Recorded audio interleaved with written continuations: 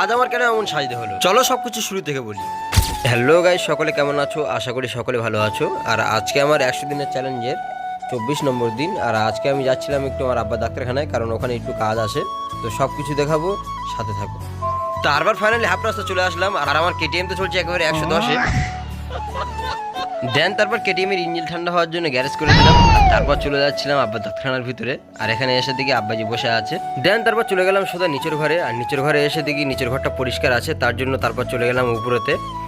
আর উপরেতে এসে দেখি উপরের ঘরটা প্রচন্ড ময়লা হয়ে আছে।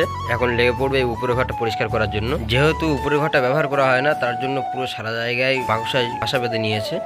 তারপর আমি ঝাঁটা নিয়ে লেগে গেছি পরিষ্কার করার জন্য। দেন তারপর ভয়বীর মাগজটা পড়ে নিলাম, কারণ ধুলোর সাথে লড়াই করতে হবে। দেন তারপর সামসেলের উপর থেকে সমস্ত কিতাবগুলো লাভিয়ে এক এক করে সুন্দর করে মুছে নিচ্ছিলাম, কারণ অনেকদিন ধরে ব্যবহার করা হয় না, যেহেতু সমস্ত জায়গায় ময়লা পড়ে গিয়েছে। সবকিছু সুন্দরভাবে মোছা হয়ে গেছে, তাই একটু ঝাড়ু দিয়ে নিচ্ছিলাম। দেন ফাইনালি উপরে সমস্ত কিছু ঝাড়ু দেওয়া হয়ে গেছিল। এখন নিচুটা ভালো করে ঝাড়ু দিয়ে নিচ্ছিলাম।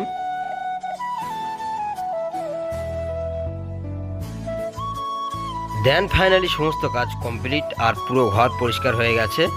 তারপর আমিও আমার মুখোশটা খুলে ফেললাম। বহুত কষ্টের পর সমস্ত কাজ কমপ্লিট হলো। তারপর চলে আসলাম নিচেতে, যে ঘরে তো আব্বাজির রুগী দেখে। আর এখানে এসে সমস্ত কিছু একটু ঝাড়ু দিয়ে নিচ্ছিলাম।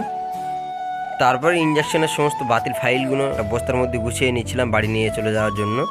দেন তারপর ফাইনালি বার হয়ে পড়লাম বাড়ি যাওয়ার উদ্দেশ্যে। আর আজকে আমার মিনিগুলো কেমন লাগলো অবশ্যই কমেন্টে জানাতে ভুলবেন না। আর যদি ভালো লেগে থাকে তাহলে অবশ্যই ফলো করে সাথে থাকবেন।